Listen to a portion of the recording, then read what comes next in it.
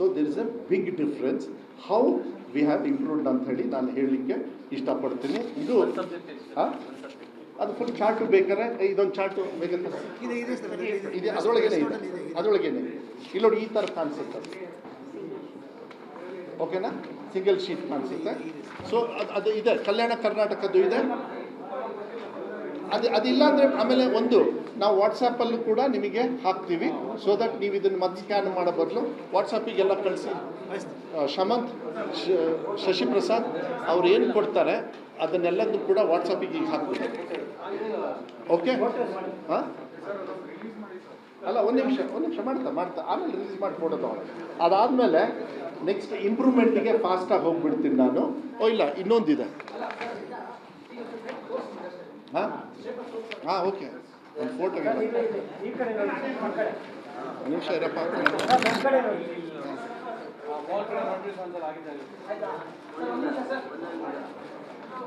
ಎಲ್ಲ ಕ್ರೆಡಿಟ್ ನಮ್ಮ ಮಕ್ಳಿಗೆ ಹೋಗುತ್ತಪ್ಪ. ಎಲ್ಲ ಕೊಡು.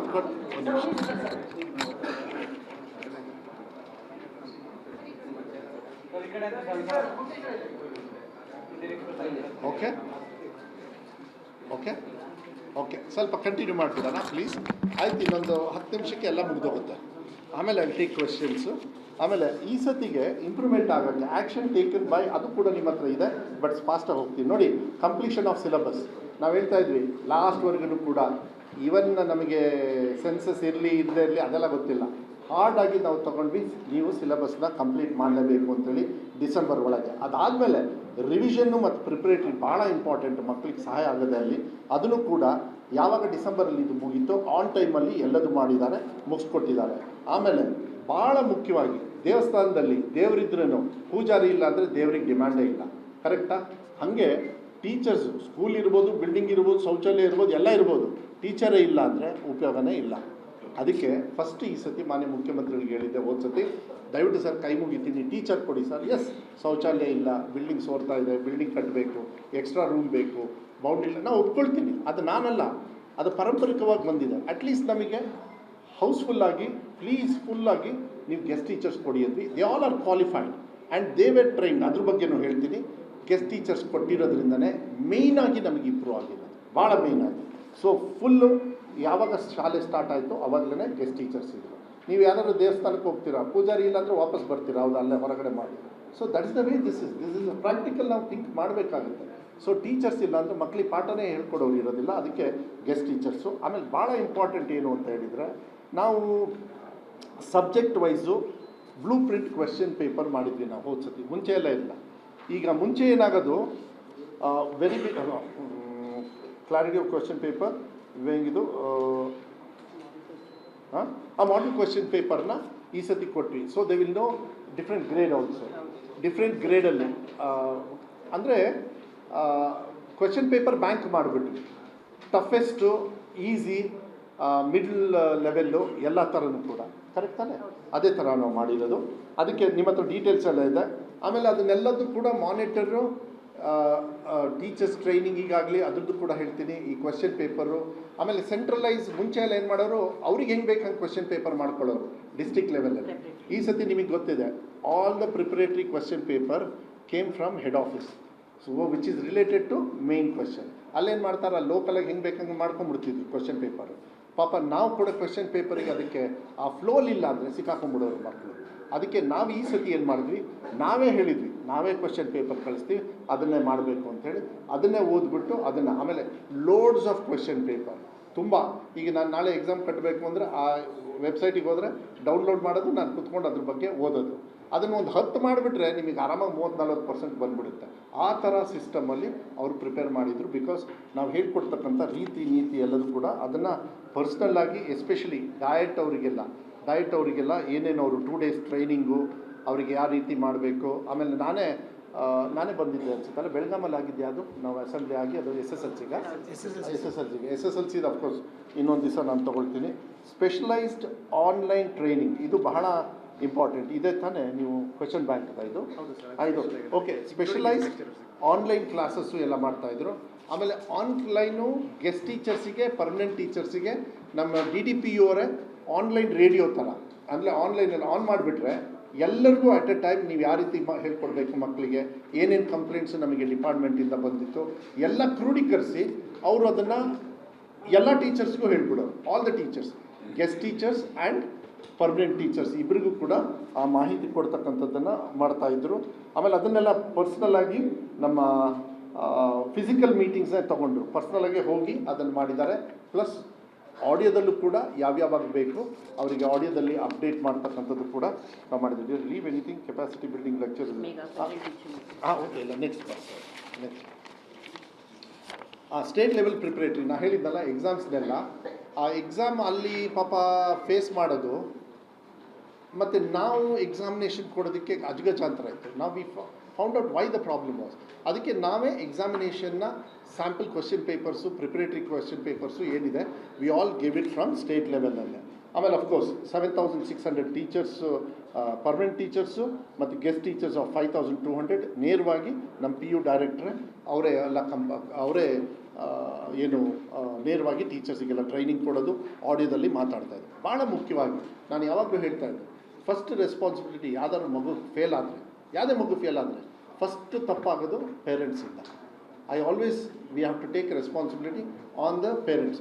Second is teachers, next is of course ಇಲಾಖೆ, ನಮ್ಮಂಥ ಮಿನಿಸ್ಟ್ರು, ನಮ್ಮಂಥ ಸರ್ಕಾರ, ಈ ಥರ ಎಲ್ಲ ಬರುತ್ತೆ.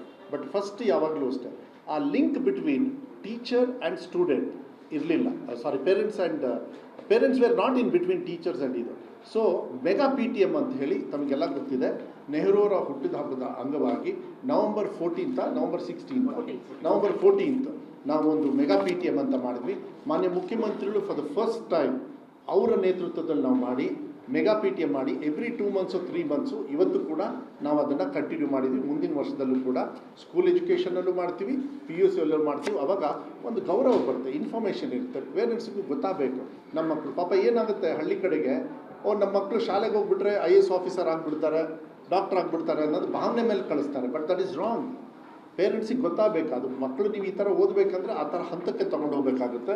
ಅದನ್ನು ಕೂಡ ಆಮೇಲೆ ಭಾಳ ಮುಖ್ಯವಾಗಿ ಇದನ್ನು ನಾನು ಈಗ ತಾನೇ ಮಾನ್ಯ ಮುಖ್ಯಮಂತ್ರಿಗಳಿಗೆ ಮಾತಾಡೋದು ಇದೊಂದು, ಅದಕ್ಕೆ ಒಂದು 3 ನಿಮಿಷ ಲೇಟು ಆಯಿತು. ಯಾಕೆ ಅಂತ ಹೇಳಿದರೆ ಅವರು ಔಟ್ಸೈಡ್ ಹೋಗಿದ್ರು, ಈಗ ಪರ್ಮಿಷನ್ ಕೊಟ್ಟರು. ಏನು ಅಂತ ಹೇಳಿದರೆ because of we have already attain 86.4 something ಇರೋದ್ರಿಂದ. ಆಮೇಲೆ ಹೋದ ಸತಿ 3rd ಎಕ್ಸಾಮಲ್ಲಿ 2nd ಎಕ್ಸಾಮಲ್ಲಿ 8% ಇಂಪ್ರೂವ್ಮೆಂಟ್ ಆಯಿತು. ಇದು ಭಾಳ ಇಂಪಾರ್ಟೆಂಟ್. ಫಸ್ಟ್ ಎಕ್ಸಾಮಲ್ಲಿ 73%, 2nd ಎಕ್ಸಾಮಲ್ಲಿ 8% ಇಂಪ್ರೂವ್ ಆಯಿತು ಹೋದ ಸತಿ ಇದು. ಓಕೆ, 3rd ಎಕ್ಸಾಮಲ್ಲಿ ಹೋದ ಸತಿ 1.8. ಸೊ ಅದಕ್ಕೆ ಈ ವರ್ಷ since we have done very good, we don't want to give pressure for childrens, but we are not going to have 3rd exam for this year. ಈ ಸತಿ 3ನೇ ಎಕ್ಸಾಮ್ ಇರೋದಿಲ್ಲ. ಅದ್ರ ಬದಲು 3rd ಎಕ್ಸಾಮನ್ನು ತೆಗೆದಿರೋದ್ರಿಂದ ಅವರಿಗೆ ಏನು 25ಕ್ಕೆ ನಮ್ಮದು ಎಕ್ಸಾಮ್ ಇತ್ತು, ಈ 2nd ಎಕ್ಸಾಮ್ ಸ್ಟಾರ್ಟ್ ಆಗಬೇಕಾಗಿತ್ತು, ಅದನ್ನು 5 ದಿವಸ ಎಕ್ಸ್ಟ್ರಾ ಕೊಟ್ಟಿದ್ದೀವಿ ಅವರಿಗೆಲ್ಲರಿಗೂ. ಯಾಕೆಂದರೆ ನಾವು ಏನೇ ಮಾಡಿದ್ರು ಅಚೀವ್ಮೆಂಟು ನಾವು ವಿ ಆರ್ ನೋಡೋಣ, ಮೋಸ್ಟ್ಲಿ 10% ಇಂಪ್ರೂವ್ ಮಾಡಿ ಫುಲ್ 100ಗೆ ಬರಲಿ ಅಂತ ಆಸೆ ನಮಗೆ. ಬಟ್ ಒಳ್ಳೆ ರೀತಿಯಲ್ಲಿ ರೆಕಾರ್ಡ್ ಬ್ರೇಕ್ ಮಾಡ್ತಾರೆ ಈ ಸತಿ ಮಕ್ಕಳು. ಸೊ 3rd ಎಕ್ಸಾಮ್ ಈ ಸತಿ ಇರೋದಿಲ್ಲ. ಏನು ನೀವು ಬರೆದ್ಬಿಟ್ಟಿದ್ರಾ? ಇಲ್ಲ ಅವಾಗ ಲೋನ್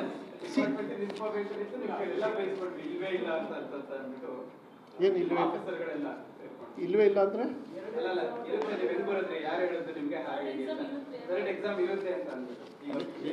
ಅಲ್ಲ ಅನೌನ್ಸ್ ಮಾಡ್ತಾ ಇದ್ದೀನಲ್ಲ. ಬಿಕಾಸ್ ನಾನು ಇಲ್ಲ ಯಾಕೆ ಇವಾಗ ಅನೌನ್ಸ್ ಮಾಡ್ತಾ ಹಾಂ ಅಲ್ಲ ಮಾಡ್ತೀವಿ, ಏನಾದ್ರು ಚೇಂಜ್ ಇದ್ದರೆ ಮುಂಚೆನೇ ಹೇಳ್ತೀವಿ. ಅದಕ್ಕೆ ನಾವು ಫಸ್ಟ್ ನೀವು ನೆನ್ಪಿಟ್ಕೊಳ್ಳಿ, ಯಾವಾಗಲೂ 2nd ಎಕ್ಸಾಮ್ ಮಾತ್ರ ಅನೌನ್ಸ್ ಮಾಡ್ತೀವಿ, ವಿ ನೆವರ್ ಅನೌನ್ಸ್ 3rd. ಯಾಕೆ ನಾವು ಮಾಡಿದ್ದಂದರೆ 3rd ಎಕ್ಸಾಮ್ ಮಿಸ್ಟೇಕ್ ನಮ್ಮದು ಕೂಡ ಇತ್ತು, ಮೆಜಾರಿಟಿ ನಮ್ಮದು ಇತ್ತು. ವಿ ಹ್ಯಾವ್ ಕರೆಕ್ಟೆಡ್ 86% ಇಂಪ್ರೂವ್ಮೆಂಟ್ ಮಾಡ್ಕೊಂಡಿದ್ದೀವಿ. ಇಷ್ಟೊಂದು 13.4%. ಆಮೇಲೆ ಮಕ್ಕಳಿಗೆ ಒತ್ತಡ ಇರಬಾರ್ದು, ಬಟ್ ಅನಿವಾರ್ಯವಾಗಿ ನಮ್ಮ ತಪ್ಪುಗಳಿಂದನೂ ಕೂಡ ನಾನು ಒಪ್ಕೊಳ್ತೀನಿ, ನಾನು ಇಲ್ಲ ಅಂತೇಳಿ. ಬಟ್ ಕಷ್ಟಪಟ್ಟು ಈ ವರ್ಷನ ಫಸ್ಟ್ ಡೇಯಿಂದ ನಾವು ಏನೇನು ಕೆಲಸ ಮಾಡಬೇಕು, ಹಿಂದಿನ ಮಾಡದೇ ಇರತಕ್ಕಂಥ ಕೆಲಸನೂ ಕೂಡ ನಾವು ಅವ್ರಿಗೆ ಒತ್ತಡ ಹಾಕಿ ಮಕ್ಕಳನ್ನ ಈ ಲೆವೆಲಿಗೆ ತಂದಿದ್ದೀವಿ. ಅದಕ್ಕೆ 5 ದಿವಸ ಎಕ್ಸ್ಟ್ರಾ ಕೊಡ್ತಾ ಇದ್ದೀವಿ. ಈ ಸತಿ 2ನೇ exam which will start from 30th. ನಾವು 25ನೇ ತಾರೀಕು ಶುರು ಮಾಡಬೇಕಂತ ಇದ್ವಿ. ಈ ಸತಿಗೆ 30ನೇ ತಾರೀಕಿಂದ ಸ್ಟಾರ್ಟ್ ಆಗುತ್ತೆ, 13ನೇ ತಾರೀಕಿಗೆ ಮುಗಿಯುತ್ತೆ. ಇದಕ್ಕೆ ಇನ್ನೊಂದು ರೀಸನ್ ಏನು ಅಂದರೆ ಮೂರನೇ ಎಕ್ಸಾಮ್ ತೆಗಿಯೋರು CETಗೆ ಚಾನ್ಸ್ ಸಿಗೋದಿಲ್ಲ. ಸೊ ನಾನು ಮಕ್ಕಳಿಗೆ ವಿಶ್ ಮಾಡಲಿಕ್ಕೆ ಇಷ್ಟಪಡ್ತೀನಿ. ಈ 5 ದಿವಸನೂ ಎಕ್ಸ್ಟ್ರಾ ಕೊಟ್ಟಿದ್ದೀವಿ. ಮುಂಚೆ ಫೇಲ್ ಆಗಿ ಸಪ್ಲಿಮೆಂಟ್ರಿ ಅಂತ ತಗೋತಾ ಇದ್ದೀರಿ, ಈಗ ನಿಮಗೆ ಅವಕಾಶ ಸಿಕ್ಕಿದೆ. ಆಗಲೇ ನೀವು ಸಾಕಷ್ಟು ಸಕ್ಸಸ್ ಆಗಿದ್ದೀರಿ. ಯಾಕೆಂದರೆ ಮಕ್ಕಳು ಫೇಲ್ ಆಗಿರೋದು 1-2 ಸಬ್ಜೆಕ್ಟಲ್ಲೂ 3 ಸಬ್ಜೆಕ್ಟಲ್ಲಿ ಭಾಳ ಕಮ್ಮಿನೇ, ಅವರೆಲ್ಲ ಪಾಸ್ ಆಗಿಬಿಡ್ತಾರೆ. ಇದನ್ನೆಲ್ಲ ನೋಡಿದರೆ ಆಮೇಲೆ 5 ದಿವಸ ಎಕ್ಸ್ಟ್ರಾನೂ ಕೊಟ್ಟಿರೋದ್ರಿಂದ ಅವ್ರಿಗೆ ಜಾಸ್ತಿ ಓದೋದಕ್ಕೂ ಅವಕಾಶ ಇರೋದ್ರಿಂದ ಈ ಸತಿಗೆ ನೀವು ಮುಗಿಸ್ಕೊಳ್ಳಿ. 30ನೇ ತಾರೀಕಿಂದ ಸ್ಟಾರ್ಟ್ ಆಗುತ್ತೆ. CETಗೆ ಟಾರ್ಗೆಟ್ ಮಾಡಿ ನೀವು. ಸೊ ನಮ್ಮ ರಿಸಲ್ಟು CET ಒಳಗೆ ಬರಬೇಕು. ಲಾಸ್ಟ್ ಟೈಮ್ ತುಂಬ ಜನರು ಬಂದು ಸರ್ ಅಟ್ಲೀಸ್ಟ್ CET ಒಳಗೆ ಬಂದಿದ್ರೆ ಚೆನ್ನಾಗಿರೋದು ಸರ್ ನಮ್ಮ ಭವಿಷ್ಯಕ್ಕೆ ಅಂತ. ಆಮೇಲೆ ತೊಗೊಂಡ್ಬಿಡ್ತಾನೆ ಪಾಪ, ಎಲ್ಲ ವ್ಯವಸ್ಥೆ ಇರುತ್ತೆ ಬಟ್ ಹೋಗೋಕ್ಕಾಗಲ್ಲ, ಬಿಕಾಸ್ CETಯಲ್ಲೆಲ್ಲ ಕ್ಲೋಸ್ ಆಗ್ತಿರುತ್ತೆ. ಈ ಸತಿ we want to try to finish everything. ನಮ್ದು ಅದೊಂದು ಅಚೀವ್ಮೆಂಟ್ ಇತ್ತು ಹೋದ ವರ್ಷ ನಾವು ಪ್ಲ್ಯಾನ್ ಮಾಡಿದಾಗ. ಹೆಂಗಾರು ಮಾಡಿ ನಾವು ಅಟ್ಲೀಸ್ಟ್ ಒಂದು ಸರ್ಟನ್ ಹೈ ಲೆವೆಲಿಗೆ ಬಂದರೆ 3rd ಎಕ್ಸಾಮ್ನ ಕಮ್ಮಿ ಮಾಡಿ ಇವ್ರಿಗೆ ಜಾಸ್ತಿ ಕೊಟ್ಟು CET ಒಳಗೆ ಬರೋದಕ್ಕೆ ಅಂತ. ಸೊ ಈ ಸತಿ 3rd ಎಕ್ಸಾಮ್ ಇರೋದಿಲ್ಲ. 2nd exam will start from 30th. ಅದಕ್ಕೆ ಇವಾಗಲೇ ಆನ್ಲೈನಲ್ಲೇ ಅವರಿಗೆಲ್ಲ ಹಾಲ್ ಟಿಕೆಟಿಗೆ ಅದಕ್ಕೆಲ್ಲದಕ್ಕೂ ಕೂಡ ಮಾಡ್ತಾರೆ. ಪ್ಲಸ್ ಇಂಪ್ರೂವ್ಮೆಂಟಿಗೂ ಮಾಡ್ಬೋದು. ಓಕೆನಾ? ನೀವು ಬೇಡ ಡೋಂಟ್ ಅಲ್ಲ, ಒಂದು ನಿಮಿಷ ನಾನು ಹಂಗಲ್ಲ. ದೇರ್ ವಾಸ್ ಅಲ್ಲ ಮಾಡಲಿಲ್ಲ ಅಂದರೆ ಅಲ್ಲಿಗೆ ನಮ್ಮ ತಪ್ಪಾಗುತ್ತೆ. ಆ ತಪ್ಪಾಗಲ್ಲ ಅಂತ ನಂಗೆ ವಿಶ್ವಾಸ ಇದೆ. ಮುಂದಿನ ನಾನು ಏನು ಮಾತಾಡೋದಕ್ಕೆ ಹೋಗೋದಿಲ್ಲ, ಯಾವತ್ತೂ ಕೂಡ ಇರಲಿಲ್ಲ.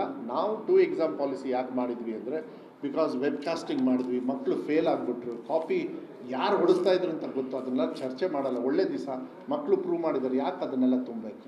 ಈಗೆಲ್ಲ ಹೋಗಿದ್ದಾರೆ ಅವರು. ಅದನ್ನ ಆಮೇಲೆ ಮುಂದಿನ ವರ್ಷ ಈ